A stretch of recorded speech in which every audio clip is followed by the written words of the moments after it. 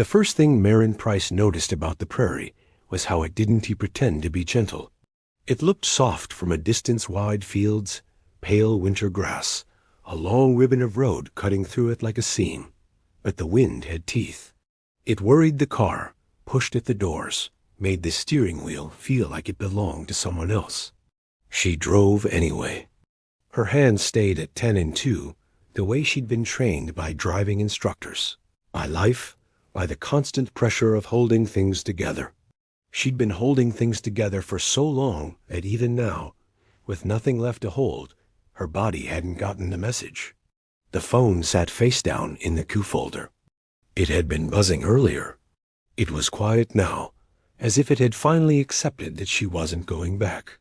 The last week of her city life had been a blur of fluorescent lights and thin smiles, a resignation letter typed with shaking fingers, a boardroom that smelled like coffee and sharp cologne, a boss who said, "You're making a mistake," like Marin was a project plan going off track instead of a person who had quietly been falling apart. And then there was Liam, not the heartbreak people wrote poems about, not the cinematic kind, just the steady, stupid kind where you thought you were safe, and it turned out you were living in a story someone else was writing behind your back. A new coworker with a laugh too loud. A work trip that didn't add up. The way his eyes slid away from hers when she asked questions. The way he told her she was overreacting when her gut begged her to pay attention. The betrayal hadn't been the only reason she'd left, but it had been the final shove. She didn't trust her life anymore, not in the city, not in her own decisions, not in the version of herself who had kept saying, "It's fine, just push through, just try harder, just be understanding, just be strong." Strength had become a trap. So she'd driven west, back to the place her grandmother used to call real air, back to Juniper Ridge, a town small enough that the main street still had angled parking, and people waved without wondering who you were. A town where her grandmother, Elsie Price, had once baked pies for church potlucks and taught Marin to braid dough and hair with the same patient hands. Elsie was gone now. A house was hers. Marin had signed the papers with a numb face and a clean signature, then sat in her apartment afterward and cried so hard her ribs hurt. Not only for Elsie, for the way life kept taking and taking and taking until there was nothing left but a person standing in a kitchen holding a pen like it weighed 100 pounds. She hadn't told many people she was leaving. There hadn't been many people left to tell. The GPS said she had 12 minutes. Her throat tightened anyway, like the land itself was asking, "Are you sure?" Marin swallowed and kept driving. A farmhouse appeared on the horizon, like a memory coming into focus, low roof, weathered siding, a porch light that still worked, because Elsie would have hated the idea of a dark welcome. A barn behind it, fences running out like lines on a palm. She pulled in slow, tires crunching gravel. The silence was so big it startled her. In the city, there was always sound. Sirens, voices, the constant hum of other people's lives. Here, the only thing moving was the wind, combing through the grass and rattling the bare branches of the poplars along the driveway. Marin sat in the car for a moment, with her hands still on the wheel. Her chest rose, fell. She stared at the porch, at the steps Elsie used to sit on in the evening with a cup of tea, at the kitchen window where warm light used to spill out onto the yard. There was no warm light now, but the porch light was on. Marin's eyes burned. She blinked hard and reached for the door handle. The cold hit her face like a slap. She hauled her bag out, slammed the trunk, and stood there looking at the house like it might speak. Like Elsie might open the door and say, "Took you long enough, honey," as if Marin hadn't been away for years. But the door stayed shut. Marin walked up the steps. Her boots thudded on old boards. She unlocked the door with the key the lawyer had mailed her, and the house let her in with the smell of cedar and faded baking spices and thyme. The inside was tidy, the way Elsie always kept it. A crocheted throw on the couch. A framed photo of Marin at 12, holding a ribbon at the fall fair. A small wooden cross above the doorway to the kitchen. Marin's throat tightened again. She set her bag down and stared around. It was hers now. That word didn't feel real. A gust of wind rattled the kitchen window. Somewhere in the barnyard, something clinked metal on metal. A loose latch, maybe. Marin frowned. She hadn't expected the property to be noisy. But then she realized it wasn't noise. It was movement. The clink happened again, followed by a deeper sound like a gate swinging, then banging lightly as it came back. Marin hesitated. The lawyer had mentioned the ranch next door, the Rourkes. He'd said they'd been keeping an eye on things. Her grandmother had trusted them. Marin hadn't asked for details. She'd been too tired. She moved to the kitchen window and looked out. The barn sat a short distance away, its doors partly open. The corral fence line ran alongside it. She could see the gate moving, rocking in the wind. It wasn't latched. Marin's stomach tightened. That kind of thing was small and stupid, but it was also the kind of small and stupid that made you feel like you couldn't handle anything. Like the whole world was waiting to prove you were unfit for the life you'd chosen. It's a gate, she told herself, not a life-or-death crisis. Still, she grabbed Elsie's old coat from the hook by the door, shoved her hands into gloves she found in the pocket, and stepped back outside. The wind tried to steal the breath from her lungs. Marin walked toward the barn with her head down, coat collar up, boots crunching through frozen dirt. The gate swung again, banging softly. She reached for the latch. The wind shoved it. Marin wrestled it back, fingers stiff, trying to line up metal with metal. The latch wouldn't catch. She frowned harder and leaned in closer. A piece of twine-old baler twine, maybe had wrapped around the latch, tangled like a knot someone forgot to finish. Marin tugged at it. The twine tightened instead of loosening. She tried again, twisting her wrist, pulling the knot apart. The wind gusted, snapping her long wool scarf forward. Before she could react, the scarf whipped into the latch area, caught, and cinched tight. It happened so fast her brain didn't register it. 1 second she was annoyed. The next, the scarf yanked against her throat, the twine snagging and pulling like a sudden fist. Marin's breath cut off. Her hands flew up, trying to loosen it, but the scarf had wrapped around the latch, and the twine had trapped it, and every time she pulled, it tightened more. Panic flared hot, bright, immediate. Her heart hammered. She tried to take a breath and couldn't. Her eyes watered instantly. Marin? The voice came from behind her mail, low, carrying through the wind. She couldn't turn. She couldn't speak. Her fingers clawed at the scarf. Footsteps thudded closer, fast, crunching gravel. "Don't pull," the man said, sharper now. "Hold still," Marin tried. She tried so hard, but her body wasn't listening. She made a strangled sound, something between a gasp and a sob. A hand touched her shoulder, firm but careful, steadying her. "Hey," the voice softened. "Look at me. Can you look at me?" Marin turned her eyes sideways.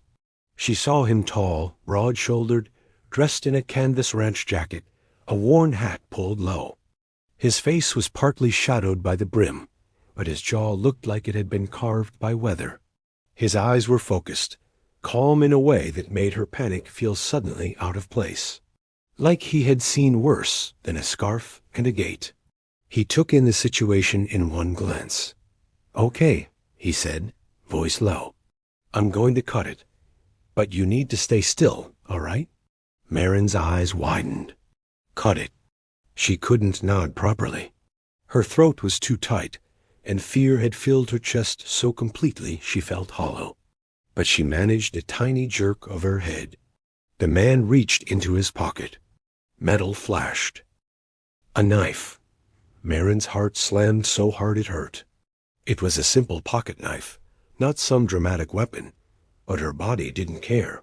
Her body only knew sharpness, danger, the instinct that screamed, Get away, get away. The man saw it in her eyes immediately. He paused. His gaze held hers, steady as a fence post. It's not for you, he said quietly. It's for the twine. You're safe. I'm right here. The words landed somewhere deep, where her panic was trying to take over. She didn't believe them yet, but she heard them. His left hand came up, not grabbing, not forcing, just bracing lightly at the back of her neck. Fingers warmed through the scarf, holding her steady like he was anchoring her to the ground. His right hand brought the knife close. So close. The blade hovered near her throat. The scarf pulled taut. Marin froze completely. Every nerve in her body lit up. The man's face was inches away now, his breath visible in the cold, his eyes narrowed with concentration. Breathe shallow, he murmured. Just a little. I've got you. I've got you. Her eyes burned. The knife slid under the scarf fabric, careful, controlled. A quick sawing motion against the twine. The tension released suddenly. The scarf loosened. Air rushed back into Marin's lungs like a flood. She inhaled hard, choking, coughing, tears spilling down her cheeks. The man pulled the scarf free, then stepped back like he was giving her space on purpose. You all right? He asked, voice rougher now, like the wind had scraped it. You're all right. Sit for a second. Marin sank onto the fence rail, coughing into her gloved hand. Her throat stung. Her face was wet, and she hated that. She hated being seen like this, messy, weak, almost undone by a stupid piece of twine. The man crouched slightly in front of her, not too close, hat brim still shading his eyes. He looked at the scarf, now cut and frayed at one end. Sorry about that, he said. Marin swallowed, trying to find her voice. It's fine, she managed, though it wasn't. It was her favorite scarf. It was also the last one Liam had bought her, and she didn't even know how she felt about that now. The man's gaze flicked to her throat. A faint red mark was forming where the scarf had tightened. His jaw shifted, like something in him didn't like the sight of it. It could have been worse, he said. Gate's been acting up in the wind. Marin wiped at her face quickly, embarrassed. I was just trying to latch it. Should have left it, he said, but not unkindly. Marin lifted her chin, defensive by reflex. I can handle a gate. The man's mouth twitched almost a smile, but it didn't fully happen. Didn't say you couldn't, he replied. Just said it's stubborn. Marin stared at him. Up close, she could see more of him wine-reddened cheeks, a small scar near his brow, stubble dark against his skin. He looked like someone who belonged to the land the way trees did. Like leaving would be unthinkable. He stood slowly, giving her the choice to look away first. I'm Cole, he said. Cole Rourke. The name landed with weight. The lawyer had mentioned the Rourkes like a fact of nature, like weather. Marin nodded once. Marin, I know, Cole said. That startled her. Her eyes sharpened. You do? Elsie talked about you, he said simply. A lot. Marin's chest tightened. Of course she had. Elsie had carried love the way some people carried worry, always everywhere, like it belonged to her. Cole glanced at the house, then back at Marin. You just got in? Today, Marin said, voice hoarse. Cole nodded once, as if that explained everything about her face, her exhaustion, the way she'd nearly been taken out by a gate. He reached out, hesitated, then gestured to the barn. I'll fix the latch, he said. You should go warm up. Your throat's going to feel that later. Marin bristled again, but less. The care in his words made it hard to argue. Thank you, she said stiffly, because she didn't know how to be anything else yet. Cole looked at her for a long second, his eyes steady. Then he tipped his head and turned away, already moving toward the latch with quiet competence. Marin watched him, watched the way his hands worked the twine, loose like it had never been a problem, watched the way the wind shoved at him and he didn't flinch. And she hated that a part of her felt calmer, just because he was there. She stood slowly, scarf clutched in her hands, throat still burning, and walked back to the house. Inside, the warmth hit her like a sigh. She leaned against the closed door for a moment and closed her eyes. He held a knife to my throat first, she thought, heart still hammering. And somehow, in the same breath, her mind added something else she hadn't asked for. But he didn't hurt me. That mattered more than it should have. She pressed her fingers to her throat, feeling the faint sting. Outside, a gate no longer banged in the wind. And for the first time in months, Marin realized her shoulders had lowered. Not by much, but enough that she noticed. Cole finished the latch in under 2 minutes. He'd been fixing broken things since he was 13: fences, engines, busted hinges, people's quiet emergencies. The ranch had demanded it. His father had demanded it without saying the words. Elsie's place had been quiet since she passed, but he'd still driven over every few days to check on it, because he'd promised. Because promises were the only currency that meant anything out here. He glanced toward the house. The porch light glowed weakly against the gray day. The curtains shifted once, just a fraction, as if someone was watching. Marin. He'd known she was coming back eventually. Elsie had talked about it even when her voice got thin. She'd said, she needs a place to land, like Marin was a bird that had flown too far and tired herself out. Cole had imagined a woman who looked like Elsie described, smart, stubborn, tender under the sharp edges. But he hadn't expected the hollow look in her eyes. He hadn't expected her to almost choke herself trying to latch a gate. He rubbed his thumb over the knife handle in his pocket, then shoved his hand deeper into his jacket, like he could bury the memory of her wide, panicked eyes. He hated that he'd scared her. He hated even more that her fear had stirred something in him. Something old, something he'd worked hard to keep quiet. The instinct to protect. The instinct that had once made him reckless. Cole turned away from the house and walked back toward his truck. He'd done what he came to do. But as he climbed into the driver's seat, he found himself looking at Elsie's porch light again. A small light in a lot of cold. He started the engine and told himself that was all it was. Just a porch light. Not a sign. Not a beginning. The next morning, Marin woke up disoriented. For a second, she expected city sounds, traffic, neighbors, the elevator ding. Instead, there was wind, and the soft tick of an old clock. Her throat was sore, like Cole had predicted. The red mark had faded, but the memory hadn't. She sat up slowly, hair a mess, and stared at the quilt on the bed, Elsie's quilt, stitched with little squares of prairie flowers. The house felt like someone else's life. Her life. She swung her legs out of bed and stood, feeling the cold floor bite her feet even through socks. In the bathroom mirror, she looked like she'd been living on coffee and stress for a year, because she had. Her eyes were tired. Her skin looked pale. She ran water and splashed her face. In the kitchen, she found a kettle and made tea the way Elsie used to strong, with honey. She sat at the table and held the warm mug between her hands, staring at the window. Outside, the barn stood quiet. The corral gate was still now. Marin's gaze went to the cut scarf on the counter. She should throw it away, but she couldn't. Not yet. Her phone buzzed then, startling in the quiet. Marin glanced at it. A text from a number she hadn't saved, but knew anyway. Liam, can we talk? Her stomach clenched. She didn't open it. Another buzz, this time an email notification. Work. Her old job.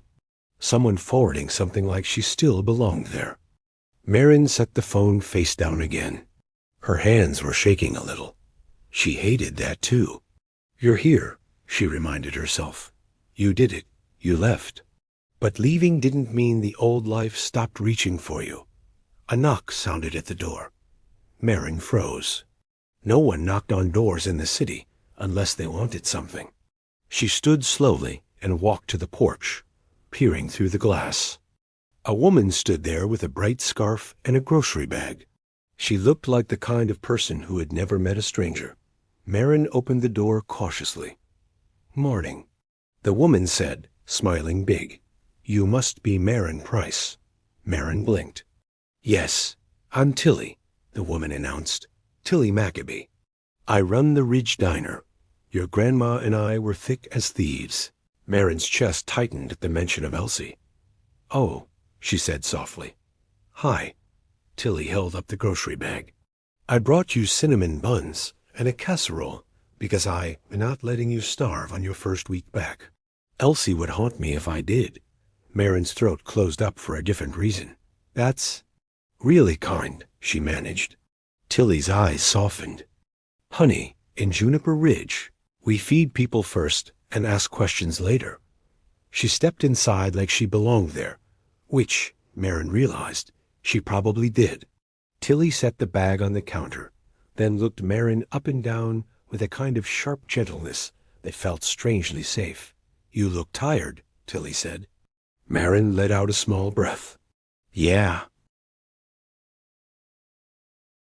"Cole told me you had a run-in with the gate," she said.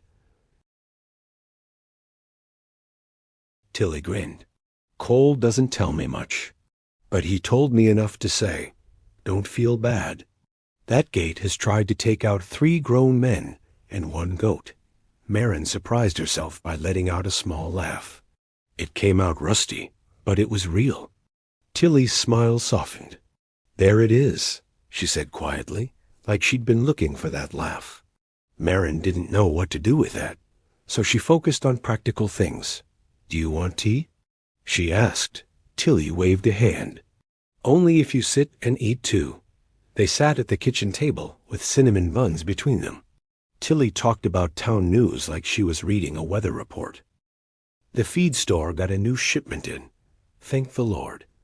Pastor Allen is trying to convince everyone to come to Potluck Sunday, even though half the town is pretending they too busy.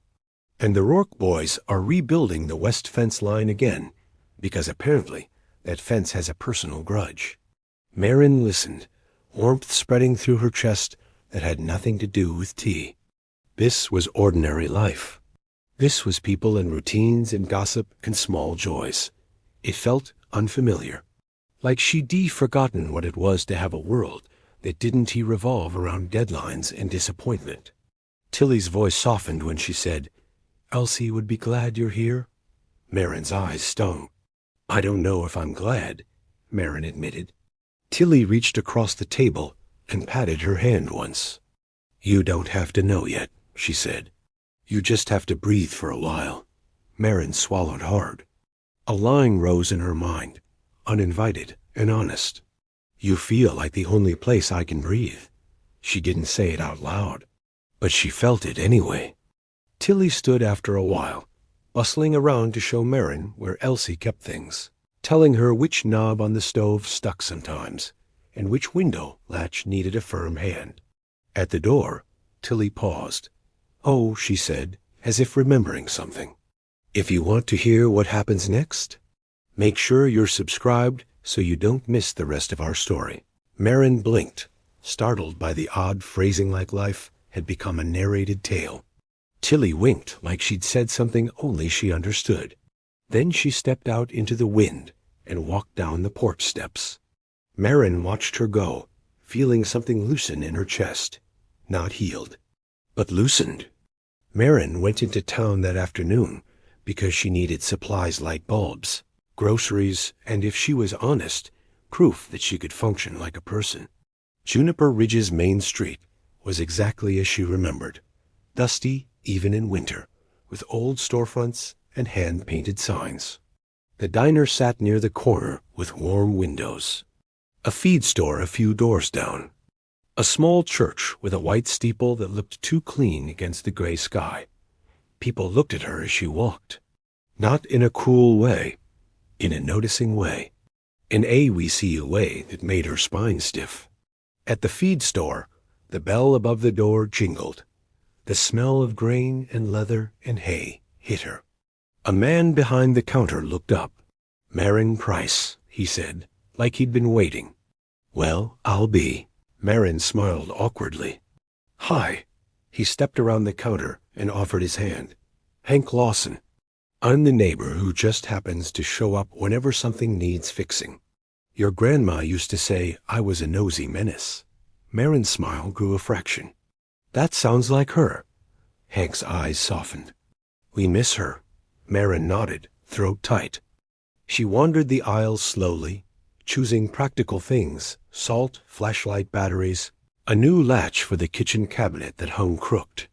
She stood staring at a shelf of work gloves, like the choice mattered more than it did. A presence moved behind her, not loud, not rushed. Marin's shoulders tensed before she even turned. She looked over her shoulder and saw Cole. He wasn't in his heavy ranch jacket today. Just a flannel shirt and a canvas vest, sleeves rolled to his forearms. His hat was in his hand, like he'd taken it off when he came inside. His gaze met hers. Marin's heartbeat did something annoying. Not fear this time. Something else. Cole's eyes flicked to the gloves in her hand. Those'll do, he said. Marin lifted her chin. I didn't ask. Cole's mouth twitched again. That almost smile. Didn't say you did? He replied. Hank called from the counter. Cole, you here for the fence staples? Cole nodded once without looking away from Marin. Yeah. Marin cleared her throat. Thanks for fixing the gate. Cole's gaze dropped briefly to her throat, like he was checking the mark, even though it was gone. Sorry again, he said. It wasn't your fault, Marin admitted, though her body still remembered his knife close to her skin, his hand steady at her neck. Cole's voice lowered slightly. Still doesn't sit right with me. The words weren't dramatic. They were just honest. Marin didn't know how to answer that. So she looked away first, because looking at him too long felt like stepping too close to a fire. I'm figuring things out, she said, as if that explained why she was buying gloves like she was preparing for a war. Cole nodded once. Yeah, and somehow that one word made her feel less alone in it. At the counter, Hank rang her up, chatting with a familiarity that made Marin feel like she'd been gone 5 days instead of 5 years. Cole stood beside her, quiet. When Hank handed her the bag, Cole reached out at the same time to steady it. Their fingers brushed. It was nothing. It was everything. Marin's breath caught. Cole's hand pulled back immediately, like he'd been burned. His jaw tightened. Marin pretended not to notice, but her heart noticed anyway. Outside, the wind hit her face again. She stepped into the cold with her bag clutched tight. Cole walked out behind her. He stopped by his truck, then looked at her. You got heat working at the house? He asked. Marin hesitated. I think so. Cole's gaze narrowed. Think so? Marin's shoulders tensed. I haven't checked everything. Cole nodded once, like that was fair. If it quits on you, come get me, he said. Marin frowned. I can call a repair. Cole's eyes held hers. Come get me. It wasn't controlling. It was steady, like he was offering a truth. You don't have to do it alone here. Marin's throat tightened. Okay, she said quietly. Cole's gaze softened, just a fraction. Then he tipped his hat and got into his truck. Marin watched him drive away, dust kicking up behind the tires. She stood there a moment longer than necessary, and in her chest, something whispered small, dangerous, hopeful. If you stay, I stay. If you're here, I'm here. She didn't know where the thought came from, but it felt like the prairie itself had said it. Days settled into a rhythm. It was both unfamiliar and strangely soothing. Marin woke early because the house creaked like it wanted her up. She made coffee and tried to remember how to exist without checking email first. Some mornings she failed. Some mornings she didn't. She cleaned. She sorted Elsie's things slowly, like touching each item was a conversation. She found recipe cards in Elsie's handwriting, neat and looping. She found old photos, letters, a tin of buttons. a small jar labeled First Strawberry Jam 1998 that made her laugh and cry at the same time. The barn needed work. Marin hadn't planned on that. But the place pulled at her, demanding attention in a way the city never had. Not with notifications. With reality. She watched a YouTube video on fixing a hinge, then went out with a screwdriver and tried. The hinge fought her. She muttered at it under her breath. From the driveway, a truck rolled in quietly. Marin turned and saw Cole climbing out. He didn't walk up like he owned the place. He stopped at the edge of the yard, hands loose at his sides. "You need help?" he called. Marin's pride rose fast. "I'm fine," she called back. Cole didn't argue. He just leaned on the fence post and watched. Marin struggled with the hinge another full minute, cheeks heating, hands slipping. Finally, she sighed, stepped back, and called, "Okay, maybe I need help." Cole's almost smile appeared for real this time, quick and gone. He walked over, took the screwdriver gently from her hand, and fixed the hinge in 30 seconds. Marin stared, half impressed, half offended. Cole handed the screwdriver back. "There," he said simply. Marin exhaled. "Show off." Cole's eyes flicked to hers. "You asked." Marin surprised herself by smiling. It felt like her face remembered how. Cole glanced toward the barn.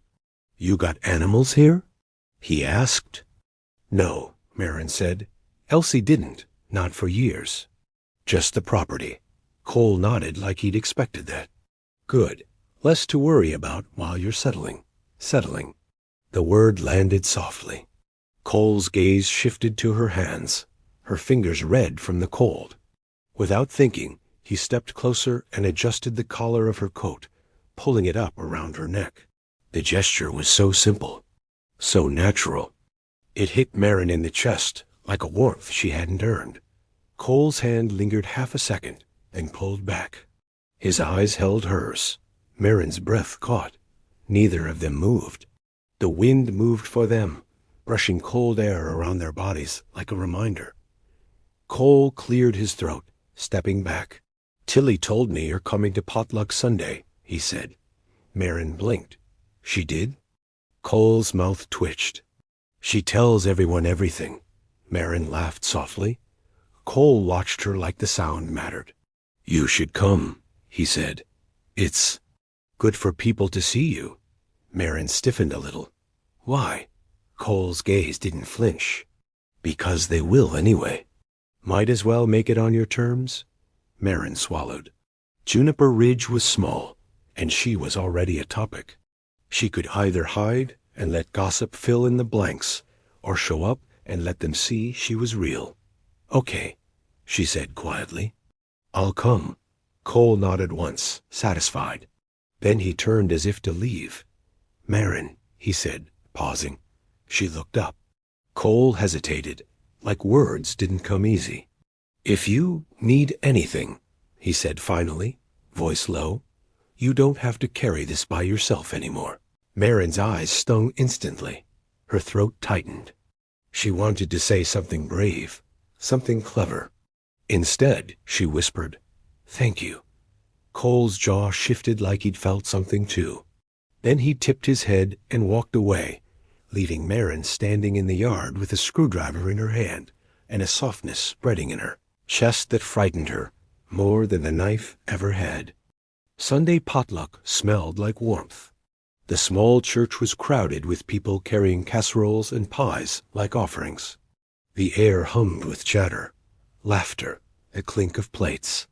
Marin stood by the doorway for a moment, feeling like an outsider. Tilly appeared at her elbow, as if summoned. "Good," Tilly said, taking Marin's arm. "You came." Marin exhaled. "I'm not sure if that was a good decision." Tilly smiled. "It was. Now come. The church ladies have been dying to meet you." Marin's stomach dropped. The church ladies were a force of nature in any town. Elsie had been one of them, which meant they would either embrace Marin like family or interrogate her like a suspect. Turns out they did both. Mrs. Klein hugged her so hard Marin's ribs creaked. Bea offered her a lemon bar and said, "You're too thin." Someone else said, "Your grandma talked about you like you hung the moon." Marin's eyes burned again. She smiled through it, feeling wrung out and strangely held. Across the room, Cole stood near the back, talking quietly with Pastor Allen. He wasn't dressed up much, just clean jeans and a button-down shirt, but he looked like he belonged here in a way Marin envied. His gaze found hers, not intense, just steady, like he was checking. "You okay?" Marin nodded once. Cole's shoulders eased slightly, like her comfort mattered to him more than he wanted to admit. Tilly leaned close to Marin and whispered, "Tell me in the comments, do you think she should trust him yet?" Marin blinked, startled again by that narrator-style line. But when she looked at Tilly's grin, she realized Tilly was teasing, making life feel lighter on purpose. Marin's laugh came easier this time. After potluck, people drifted outside in small groups, pulling coats tight against the cold. Cole approached Marin slowly, as if he was giving her time to choose whether she wanted him near. "You survived," he said. Marin lifted a brow. "Barely." Cole's mouth twitched. "Church ladies didn't scare you off?" Marin's gaze softened. "There?" "A lot." Cole nodded, like he understood that intimately. "They mean well."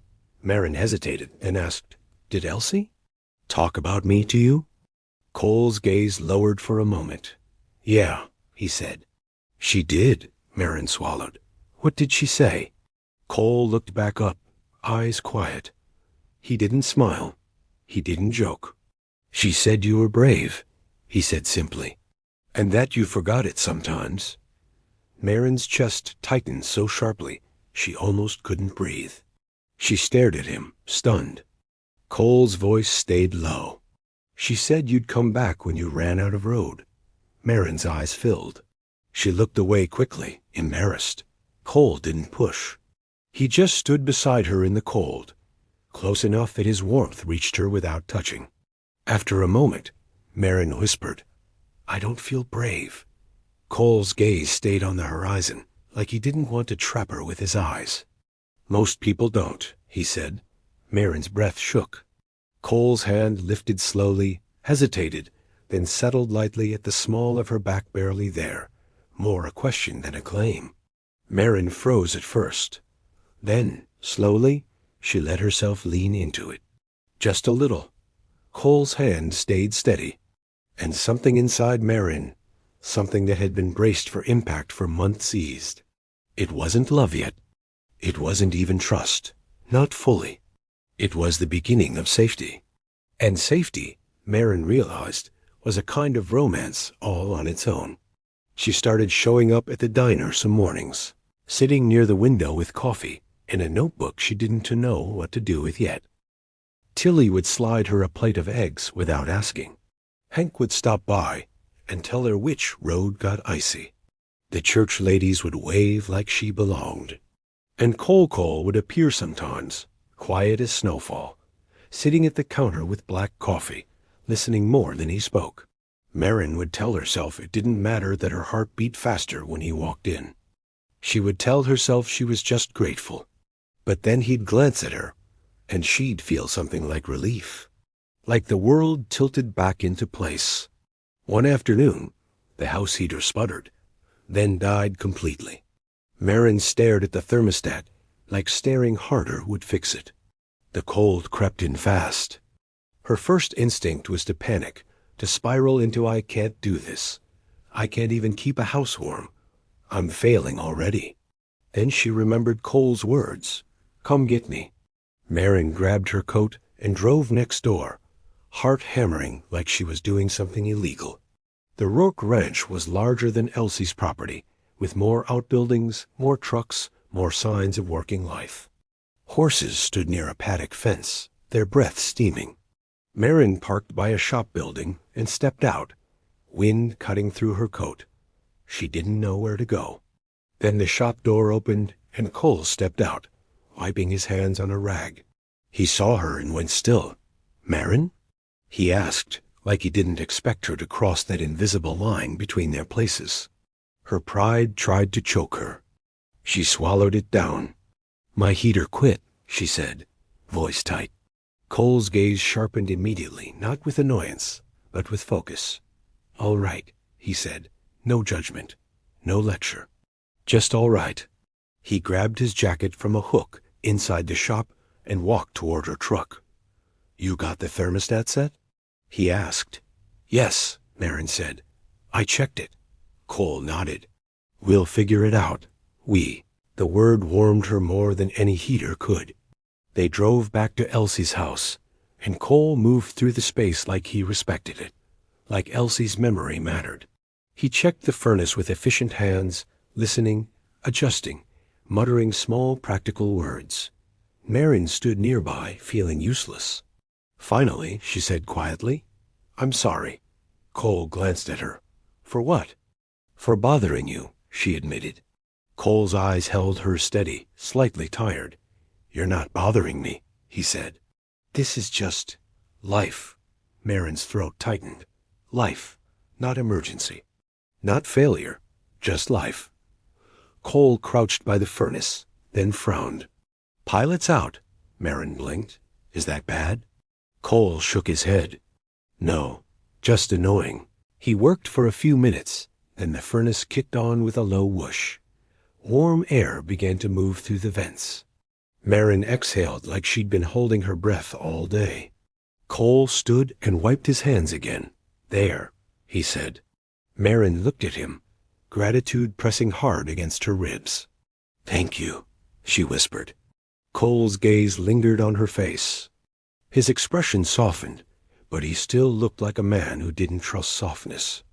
"I'm not going anywhere," he said quietly. "Not unless you tell me to." Marin's chest tightened so hard it hurt. She looked away quickly, because if she looked at him too long, she might do something reckless like believe him. Cole left, but not before he hung a new scarf hook by the door, replacing the one that had been loose. Marin noticed it after he'd gone. A small thing, a silent act of care. She touched it with her fingertips, heart aching in a way that felt strangely good. That night, she sat on the couch under Elsie's quilt and stared at her phone. Liam's messages had piled up apologies, confusion, anger, self-pity. Marin read one, then another, and felt nothing but exhaustion. She turned the phone off. She sat in the quiet and listened to the furnace humming steadily.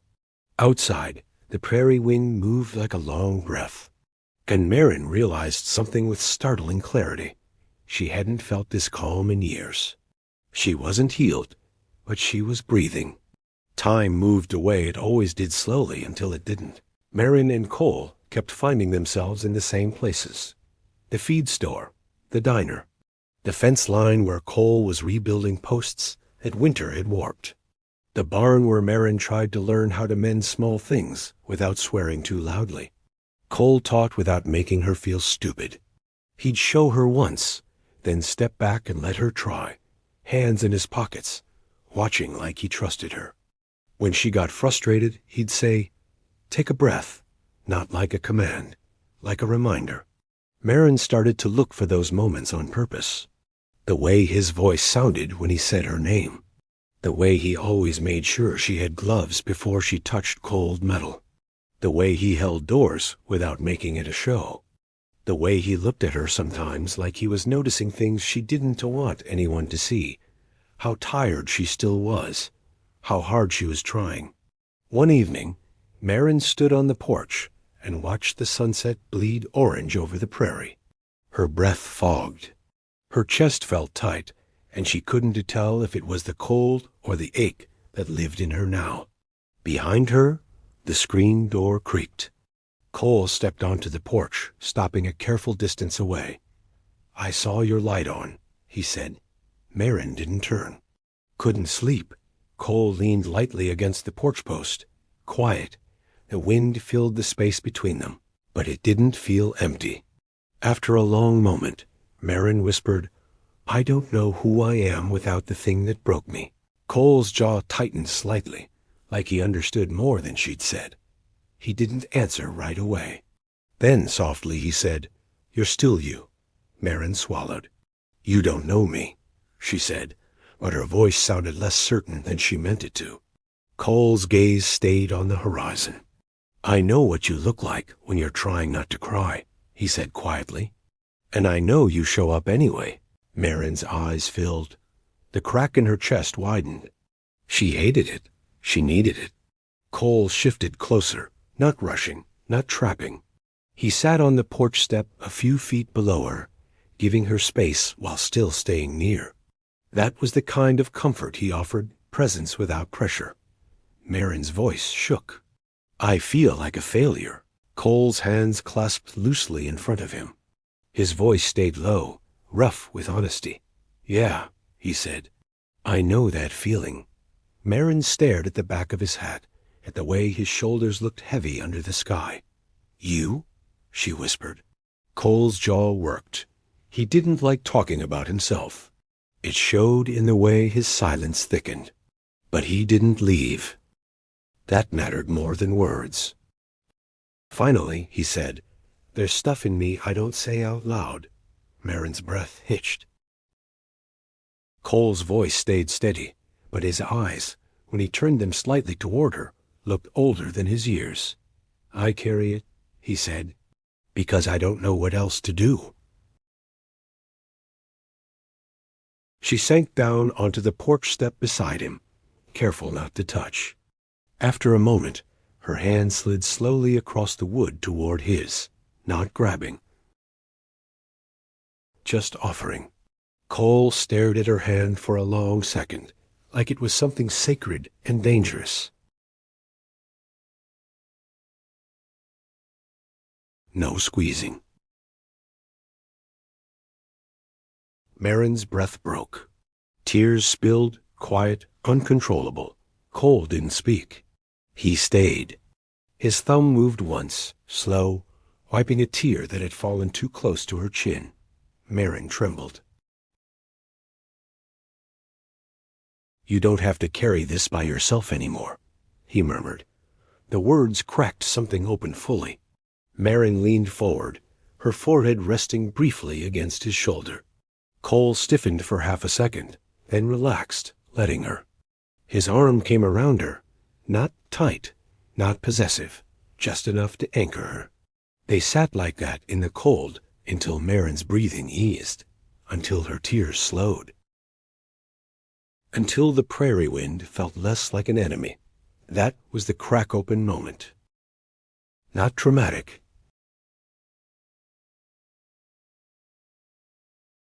Just two people choosing honesty and quiet comfort. Marin whispered against his shoulder, "You feel like the only place I can breathe." Cole's hand tightened slightly on her arm. He didn't answer with poetry. He answered with truth. "Then breathe," he said. "I'm here."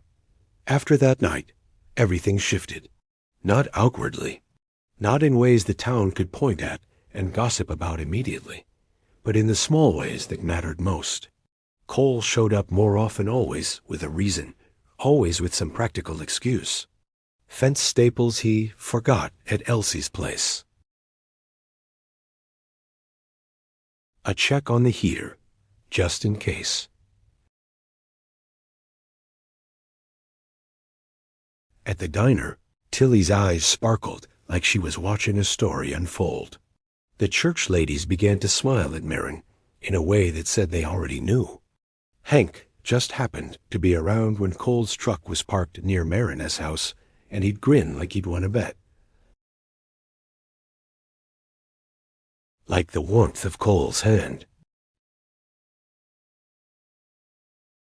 Like the way he looked at her sometimes, like she was something worth keeping safe. Then came the rodeo weekend. Juniper Ridge's small fairgrounds, lit up with strings of bulbs and the smell of fried dough. Music played from speakers that crackled slightly. Kids ran around with sticky hands. Cowboys leaned on rails with easy grins. Marin stood near the fence, wrapped in a borrowed jacket Cole's jacket, because hers wasn't warm enough, and he'd shrugged it over her shoulders without asking. She could still feel the weight of it. The scent of him clean soap and hay and cold air. Cole stood beside her, hands in his pockets, watching the arena. Marin glanced up at him. His face looked calmer here, like the rodeo was a language he spoke fluently. Like the noise didn't overwhelm him the way city noise overwhelmed her. She leaned slightly into his side without thinking. Cole's shoulder tensed, then softened as he let her. His hand lifted, then settled lightly at her back again. Marin's breath caught. A cowboy rode past, dust flying, the crowd cheering. Marin barely saw it. She only felt Cole's steady presence next to her, and the way her heart seemed to settle into that steadiness, like it had been looking for it all along. Tilly appeared with 2 cups of hot chocolate, handing one to Marin, one to Cole. Tilly smiled like she was innocent. Then she leaned close to Marin and whispered, "If you were in her boots, what would you do first on that ranch tonight? Tell me below." Marin nearly choked on her hot chocolate. Cole's head turned slightly, suspicious. "What did she say?" Marin coughed, laughing, wiping her mouth. "Nothing." Cole's eyes narrowed. Tilly walked away, humming like she'd done her job. Marin looked up at Cole, still smiling, and the smile faltered when she realized she wanted to kiss him. The thought startled her. She told herself she wasn't ready. She told herself she needed time, but her body didn't care about her plans. Cole's gaze dropped to her mouth like he'd had the same thought. He didn't move. He waited, as if he would only step closer if she chose it. Marin's chest tightened, and then, very slowly, she tilted her face up.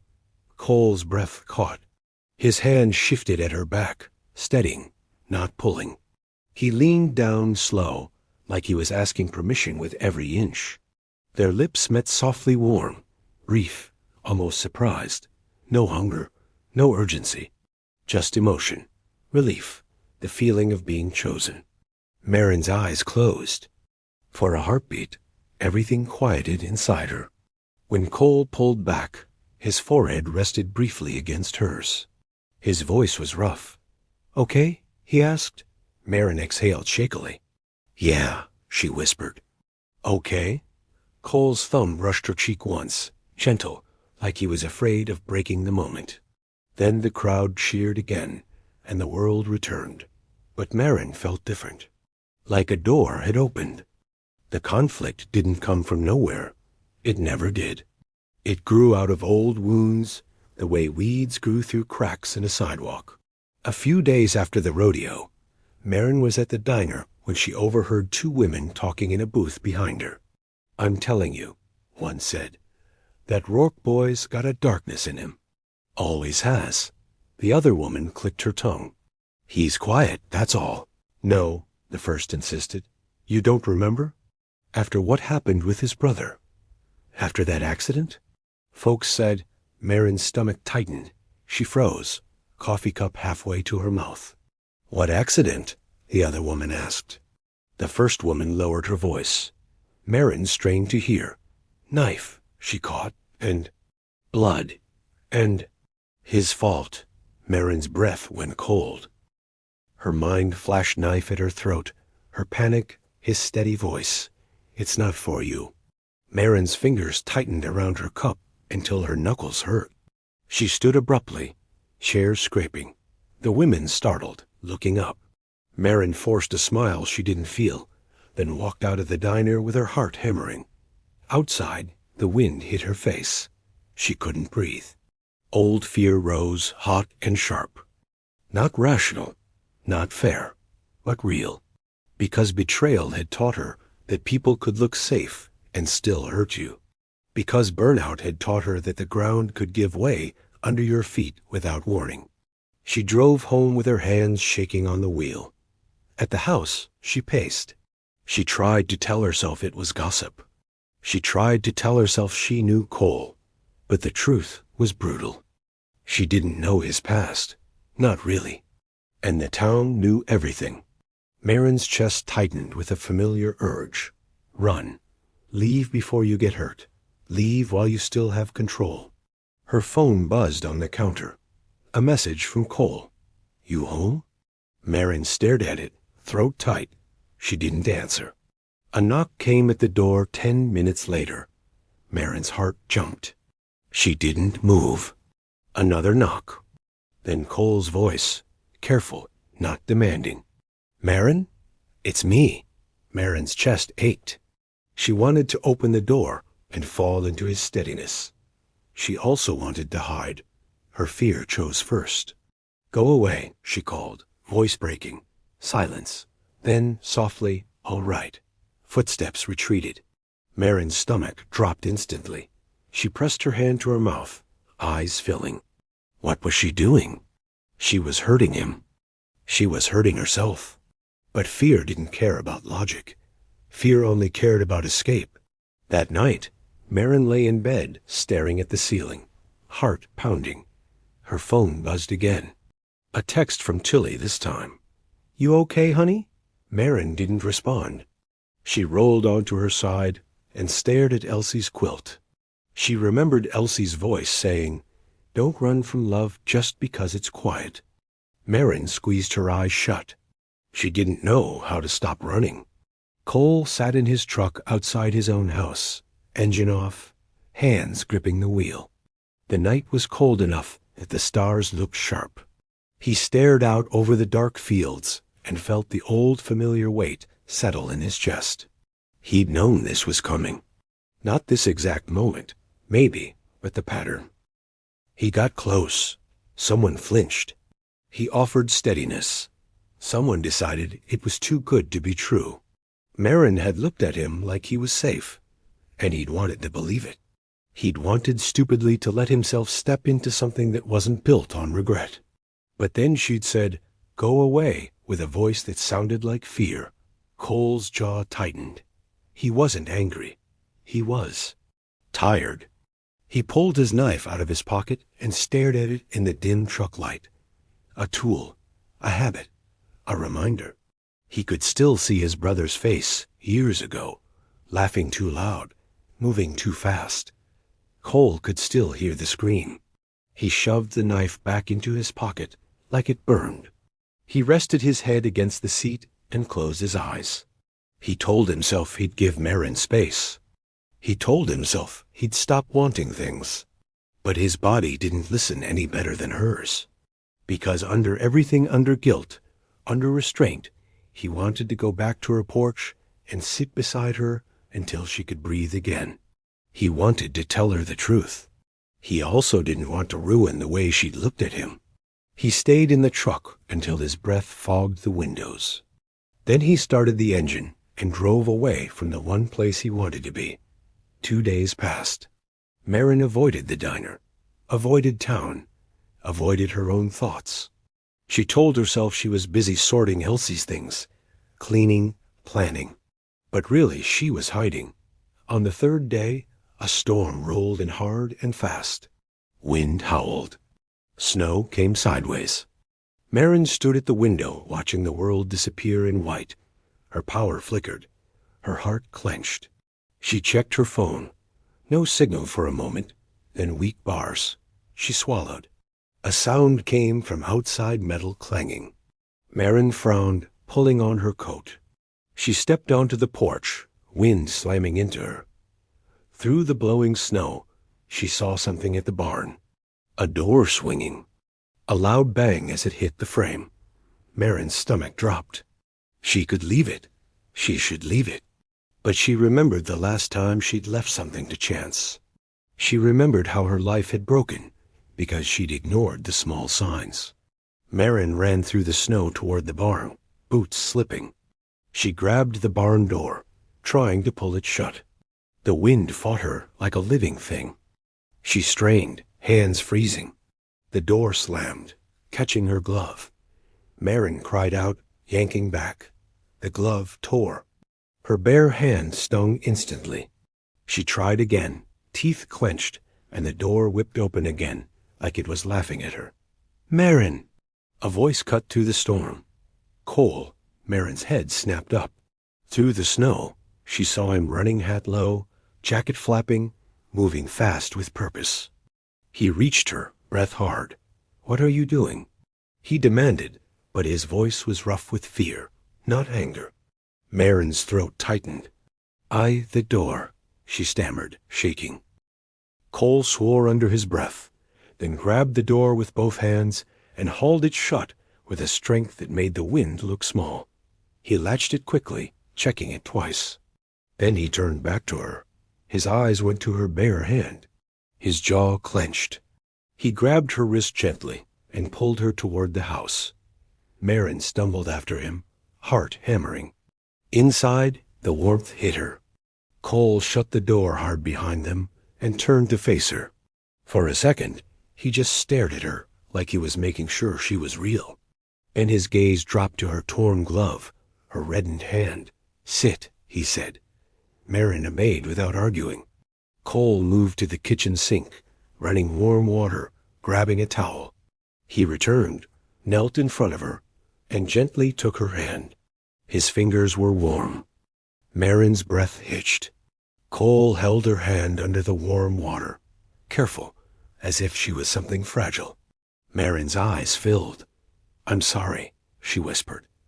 Cole didn't look up. "For what?" "For telling you to go away," she said, voice shaking. "For listening to gossip. For being afraid." Cole's jaw worked. He kept washing her hand, slow, steady. After a moment, he said quietly, "You don't owe me trust." Marin's chest tightened. "But," Cole added, lifting his eyes to hers, "if you want to know the truth, you can ask me." Marin swallowed hard. Her heartbeat thundered. "People said—" She began, then stopped, ashamed. Cole's gaze didn't flinch. He nodded once, like he'd expected it. "My brother," he said quietly. "He died when we were teenagers." Marin's breath caught. Cole's voice stayed steady, restrained, but his eyes looked far away. "He got tangled in equipment. I had a knife. I was trying to cut him free." Cole swallowed once, jaw tight. "I was too slow." Marin's chest cracked open. The title echoed in her mind in a new way. "He held a knife to my throat first, but the knife had never been about harm. It had always been about rescue." Marin's eyes spilled over. Cole looked down, a shame flickering across his face like a shadow. "I don't talk about it," he said, "because it doesn't change. And because people don't need my mess on their table." Marin shook her head, tears falling. "You don't have to carry this by yourself anymore," she whispered, the same line he'd given her. Cole's eyes lifted sharply. He looked like a man caught off guard by mercy. Marin reached out with her uninjured hand and touched his cheek gently. Cole went still. Marin's voice trembled. "You were trying to save him." Cole's throat worked. "Doesn't matter." "It matters," Marin insisted softly. "To me." Cole's eyes glistened, barely. He looked away fast, like he couldn't afford it.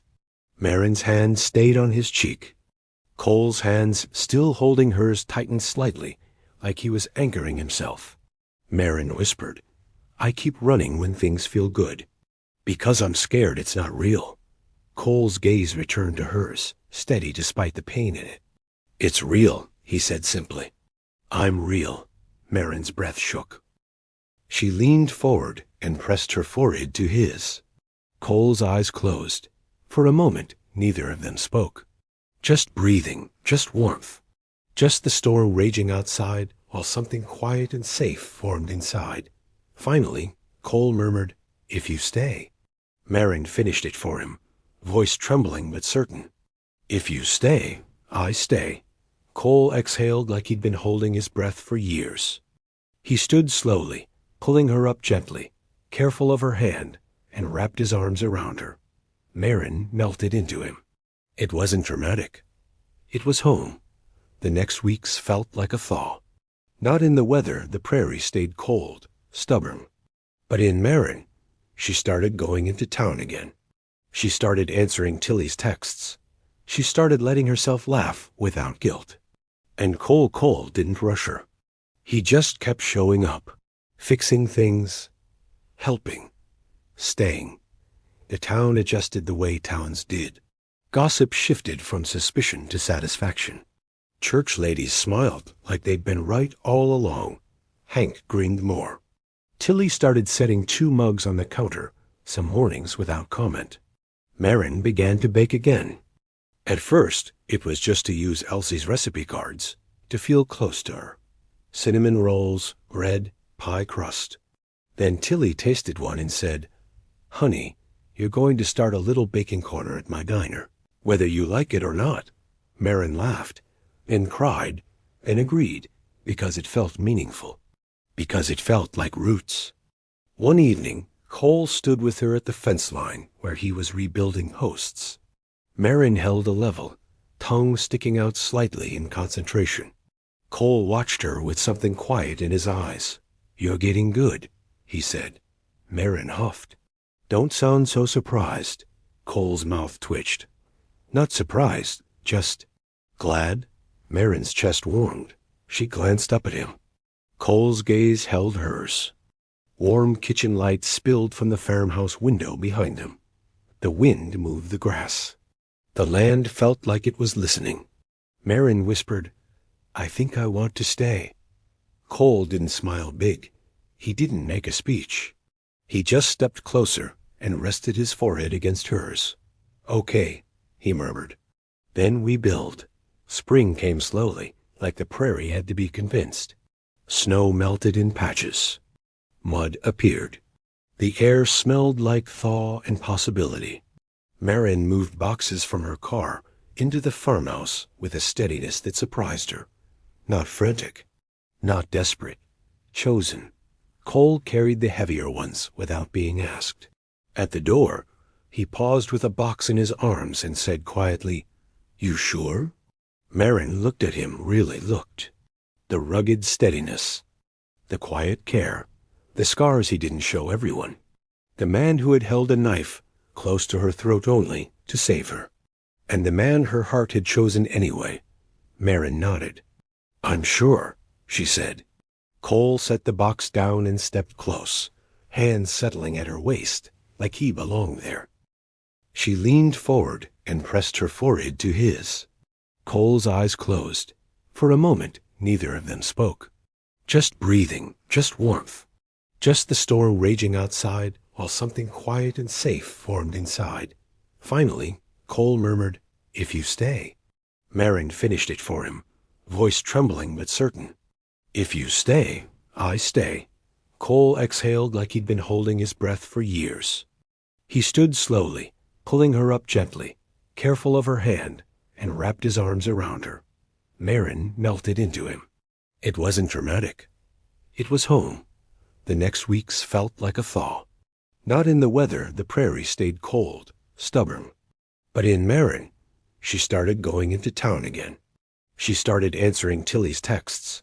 She started letting herself laugh without guilt. And Cole didn't rush her. He just kept showing up, fixing things, helping, staying. The town adjusted the way towns did. Gossip shifted from suspicion to satisfaction. Church ladies smiled like they'd been right all along. Hank grinned more. Tilly started setting 2 mugs on the counter, some mornings without comment. Marin began to bake again. At first, it was just to use Elsie's recipe cards, to feel close to her. Cinnamon rolls, bread, pie crust. Then Tilly tasted one and said, "Honey, you're going to start a little baking corner at my diner, whether you like it or not." Marin laughed, and cried, and agreed, because it felt meaningful, because it felt like roots. One evening, Cole stood with her at the fence line where he was rebuilding posts. Marin held a level, tongue sticking out slightly in concentration. Cole watched her with something quiet in his eyes. "You're getting good," he said. Marin huffed. "Don't sound so surprised." Cole's mouth twitched. "Not surprised, just glad." Marin's chest warmed. She glanced up at him. Cole's gaze held hers. Warm kitchen light spilled from the farmhouse window behind them. The wind moved the grass. The land felt like it was listening. Marin whispered, "I think I want to stay." Cole didn't smile big. He didn't make a speech. He just stepped closer and rested his forehead against hers. Okay, he murmured. Then we build. Spring came slowly, like the prairie had to be convinced. Snow melted in patches. Mud appeared. The air smelled like thaw and possibility. Marin moved boxes from her car into the farmhouse with a steadiness that surprised her. Not frantic, not desperate, chosen. Cole carried the heavier ones without being asked.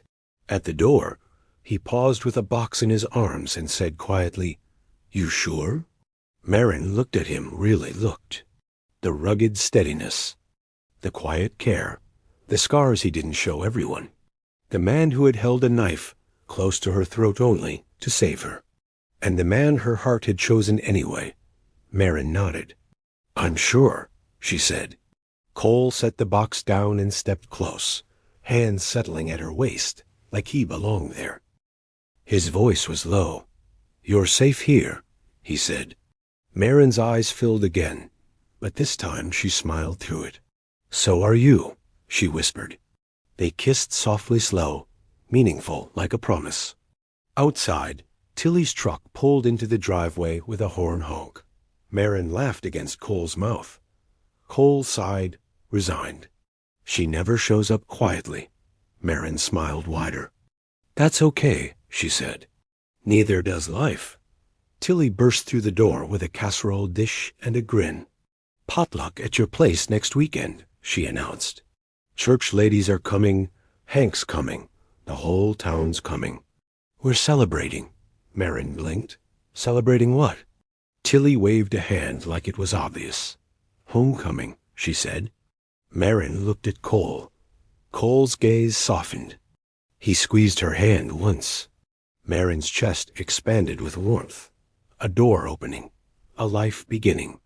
And if you want more slow-burn cowboy romances, subscribe and turn on notifications, because in Juniper Ridge, love doesn't end when the snow melts. It just grows deeper in the spring.